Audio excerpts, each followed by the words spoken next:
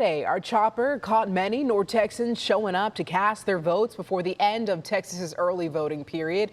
This is a long line just outside of a polling center in Dallas. Here, people walking up, trying to get in before it closes. Late last night, voters in Keller barely made the cut to vote early, some leaving that location when the center closed. Now, if you didn't get a chance to vote early here in Texas, of course, the big day is Tuesday, and most polling locations will open at 7 o'clock in the morning.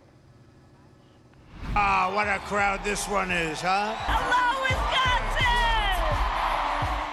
Hey, right now, political experts say it is a really tight race between Harris and Trump as the 2024 campaign winds down before Election Day. We've got 3 days left. Both candidates were campaigning in the swing state of Wisconsin last night. Both are set to make more campaign stops throughout the weekend here.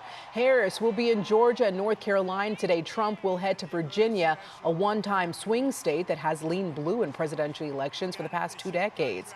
Far from the spotlight, campaign staffers and volunteers, they are making their final rounds with door knocks, phone calls, text messages, and emails to make sure their supporters have already voted early or will cast a ballot come Election Day Tuesday.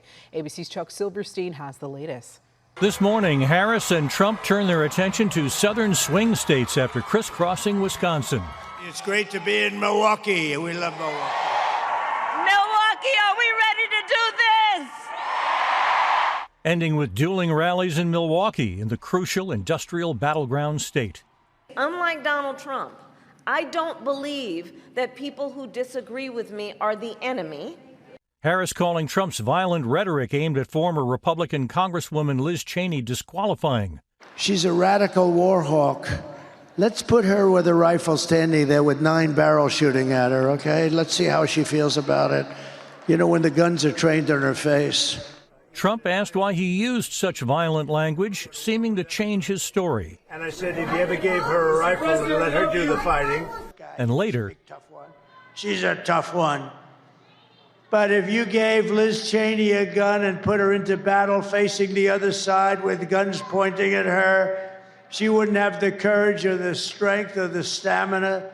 Cheney responding, "This is how dictators destroy free nations. They threaten those who speak against them with death.